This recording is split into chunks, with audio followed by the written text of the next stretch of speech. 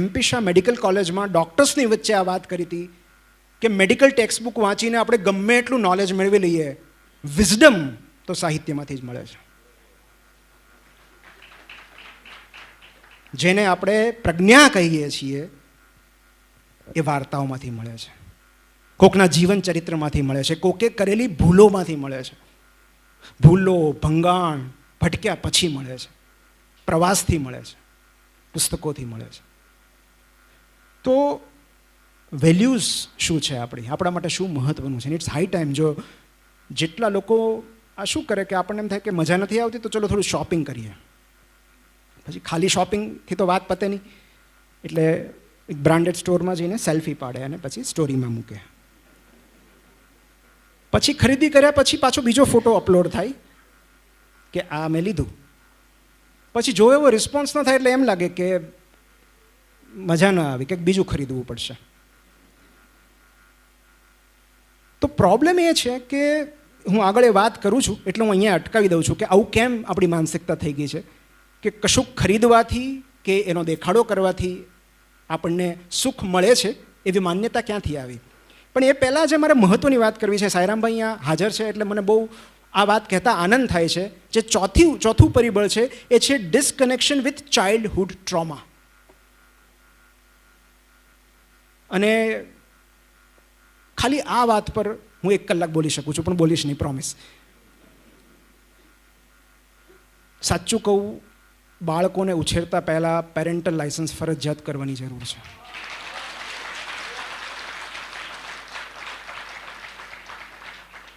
આ બાબતે હું થોડો વધારે ઇમોશનલ થઈ જઈશ, કારણ કે હું એ સંસ્થામાં ભણ્યો છું.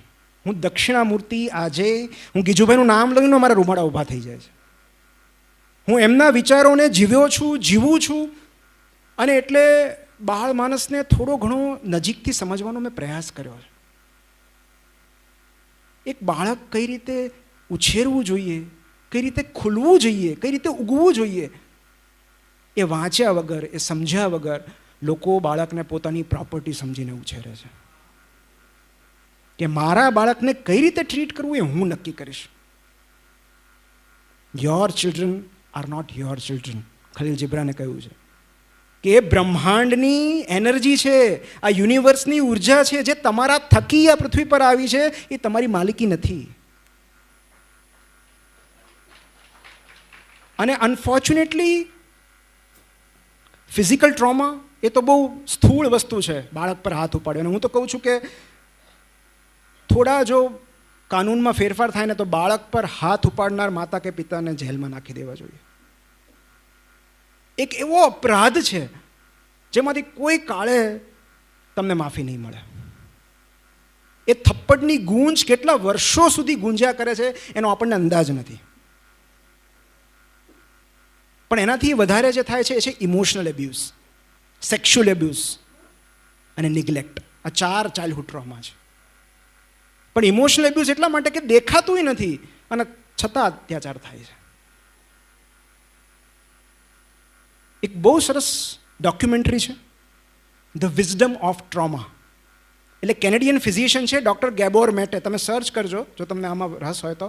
ડૉક્ટર ગેબોર મેટે પોતાનું આખું જીવન આ જ વિષયનો અભ્યાસ કરવામાં વિતાવી દીધું કે ચાઇલ્ડહુડ ટ્રોમાની એડલ્ટ જીવનમાં મેન્ટલ હેલ્થ પર શું અસર થાય છે. અને એમણે એક ડોક્યુમેન્ટરી છે, યુટ્યુબ પર પણ અવેલેબલ છે, the wisdom of trauma, Netflix પર પણ છે. અને એમના મત પ્રમાણે આપણી મોટા ભાગની માનસિક અને શારીરિક સમસ્યાઓનું મૂળ આપણા બાળપણમાં રહેલું છે. મતલબ આ સ્ટેટમેન્ટ એટલું બધું બોલ્ડ છે કે મને બોલતાય ડર લાગે છે. પણ જો કોઈ વ્યક્તિ આટલા બધા અભ્યાસ કર્યા પછી આવું કશુંક સ્ટેટમેન્ટ કરતો હશે તો એમાં થોડુંક તો તથ્ય હશે ને. તો બહુ ઓછા એવા ભાગ્યશાળી લોકો હોય છે કે જેમનું બાળપણ આદર્શ રીતે વીતે છે. મતલબ શિક્ષકો, મમ્મી, પપ્પા, દાદા, દાદી, it takes a village to raise a child. એક બાળકને ઉછેરવામાં આખા ગામ જેટલા લોકો જોઈએ છે. કાકા હોય, કાકી હોય, ફઈ હોય, ફુવા હોય. તો એ આદર્શ બાળપણ વીત્યું હોય એવા બહુ ઓછા લોકો હોય છે. બાકી બધા એવું જ કહેતા હોય છે કે give me some sunshine, give me some rain, give me another chance, I want to grow up once again. પણ મેં જ્યારે દક્ષિણામૂર્તિ પર મારો એક લેખ લખ્યો હતો સાંઈરામભાઈ, એનું ટાઇટલ જ એવું હતું I don't need sunshine. I don't need rain. It was perfect. I don't want to grow up again. મતલબ આટલું સરસ બાળપણ ઉછર્યું હોય, કોણ ફરીવાર મોટું થવા માંગે છે? It was perfect. પણ ધારો કે પરફેક્ટ નથી, તો શું? એવા કેટલાય ચાઇલ્ડહુડ ટ્રોમા થયા હશે જે આપણને યાદ પણ નહીં હોય. આપણા સબકોન્શિયસમાં હશે કે હા, આવું બાળપણમાં થયું હતું. એકવાર પપ્પાએ બહુ ખરાબ રીતે માર્યો હતો, ટાંકા લેવા પડ્યા હતા. એકવાર ફલાણા કાકાએ સેક્સ્યુઅલ એબ્યુઝ કર્યું હતું, પ્રાઇવેટ પાર્ટ્સ ટચ કર્યા હતા. તો એવા કેટલાય ચાઇલ્ડહુડ ટ્રોમા છે જે આપણે આપણી અંદર દબાવીને સમાવીને બેઠા છીએ. એવા કેટલા ઇમોશનલ એબ્યુઝ છે. અને ઇમોશનલ એબ્યુઝની વ્યાખ્યા બહુ સૂક્ષ્મ છે કે જે મમ્મી કે પપ્પા એના બાળકને અભિવ્યક્તિની સ્વતંત્રતા નથી આપતા, એ ઇમોશનલ એબ્યુઝ છે. મતલબ સૌથી કોમન હું તમને ઉદાહરણ આપું કે આપણે બાળકને એવું કહીએ, બેટા રડ નહીં. ડાયા બાળકો રડે નહીં, ચલ છાનો રહી જા, કમ ઓન ચીર અપ, રડવાનું શું? ત્યારે એ વાલીઓ નથી સમજતા કે રડવું એ જીવનનો એક મહત્વનો ભાગ છે. એને ખરાબ નહીં ચિત્રો, કારણ કે હિલિંગની શરૂઆત પહેલા રડવાથી થાય છે. Tears are very important.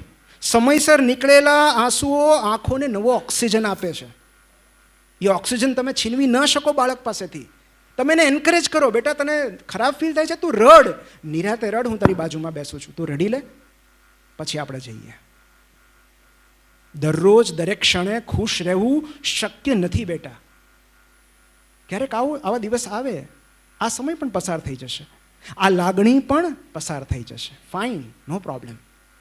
You are feeling sad or sadness right નાઉ.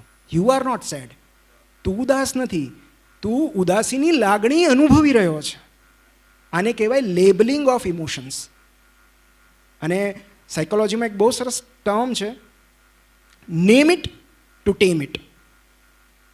કોઈ પણ લાગણીને વશમાં કરવા માટે એ લાગણી કઈ છે એને લેબલ કરવું જરૂરી છે. અત્યારે હું નર્વસનેસ અનુભવી રહ્યો છું, હું નર્વસ નથી. ફાયદો એ થાય કે ઇમોશન્સ પસાર થઈ જવા માટે આવે છે. કોઈ પણ લાગણી, કોઈ પણ ઉદાસી પસાર થઈ જવા માટે આવે છે. અને એ સમય દરમિયાન એને અનુભવી લેવી, એ જ એમાંથી બહાર આવવાનો શ્રેષ્ઠ રસ્તો છે. જે ક્ષણે તમે એને સપ્રેસ કરો છો, ડાયા બાળકો રડે નહીં, એટલે બાળક એવું સમજવા લાગે છે કે રડવું એ ખરાબ લાગણી છે, ઉદાસ થવું એ ખરાબ લાગણી છે. અને માટે આ ઇમોશનલ એબ્યુઝ બહુ લાંબા સમય સુધી સાથે રહે છે. બાળક બોલ કરતું હોય, બહુ તારે બોલવાનું હોય, ચૂપ થા ને થોડી વાર, ચૂપ થા, વચ્ચે નહીં બોલ. ધીરે ધીરે એ શબ્દો એ ઇન્ટરનલાઇઝ કરતું જાય છે. પછી બાળક મોટું થયા પછી પણ એવું સમજે છે, હું શું કહું, મારે શું કહેવાનું હોય. તો હમણાં જ મેં એક વાત કીધી હતી મારા રીલ્સમાં કે આપણો જે મનનો મોનોલોગ હોય છે, જે ઇનર વોઇસ જે આપણો હોય છે, હકીકતમાં એ ભાષા આપણા મમ્મી પપ્પાની હોય છે. જે વાત સતત આપણને બાળપણમાં કહેવામાં આવે છે, એ વાત ધીરે ધીરે એ અવાજ, એ શબ્દો આપણે ઇન્ટરનલાઇઝ કરતા જઈએ છીએ, આપણે એને સત્ય માનતા જઈએ છીએ, એ આપણી બિલીફ સિસ્ટમ બની જાય છે. જો સતત કોઈ બાળક એવું સાંભળે, તું નકામો છો, તારામાં કાંઈ લેવા દેવું નથી, આટલું ન આવડ્યું તને, ધીરે ધીરે એ બાળક મોટું થઈને પણ એવું જ વિચારતું જાય છે. હું ખાલી 2 મિનિટ લઈશ, કારણ કે આ વાત જ્યારે મેં વાંચી ત્યારે સાઈરામભાઈ મારા રૂવાડા ઊભા થઈ ગયા હતા. I started crying. મારા હાથમાં પુસ્તક હતું કે ચાઇલ્ડહુડ ટ્રોમા થાય ત્યારે 2 પરિણામો શક્ય છે. એક છે, કારણ કે બાળક કશું જ કરી શકે એમ નથી, એનાથી વધારે તાકાતવર વ્યક્તિ, પાવરફુલ વ્યક્તિ એની સામે ઊભી છે, એ એના પર હાથ ઉપાડશે, એનું સેક્સ્યુઅલ એબ્યુઝ કરશે, એને ચૂપ કરાવી દેશે, એની વાત નહીં સાંભળે, ત્યારે બાળક કશું જ કરી શકે એમ નથી. તો બાળક પોતાની જાતને પાવરલેસ ગણવા લાગશે કે મારામાં કોઈ તાકાત નથી, હું કશું જ બદલી શકું તેમ નથી, મારાથી કંઈ પરિવર્તન નહીં આવે. આઈ કેનોટ ચેન્જ માય સિચ્યુએશન. જેની માટે શબ્દ છે લર્ન્ડ હેલ્પલેસનેસ, સ્વીકારી લીધેલી લાચારી. અને આ માત્ર બાળપણ પૂરતી મર્યાદિત નથી રહેતી. ધીમે ધીમે જેમ બાળક મોટું થતું જાય છે, આ લર્ન્ડ હેલ્પલેસનેસ એના જીવનનો મોટા ભાગનો હિસ્સો રોકીને બેસી જાય છે. મને ઘણીવાર નવાઈ લાગે છે કે આટલા બધા લોકો મને મેસેજ કરે છે કે અમને ડિપ્રેશન લાગે છે, સુસાઇડના વિચારો આવે છે. મને એમ થાય છે કે બાજુમાં સાયકેટ્રિસ્ટ પાસે કેમ નથી જતા, કેમ કંઈ પ્રયત્નો નથી કરતા? પણ ઘણીવાર આપણી ઉદાસીમાં આપણે કમ્ફર્ટેબલ થઈ જતા હોઈએ છીએ. અપરિચિત સુખના ડિસ્કમ્ફર્ટ કરતાં ક્યારે પરિચિત દુઃખનો કમ્ફર્ટ ઝોન આપણને વધુ ગમવા લાગે છે. આપણે આપણી ઉદાસીનું મહિમાગાન કરવા લાગીએ છીએ.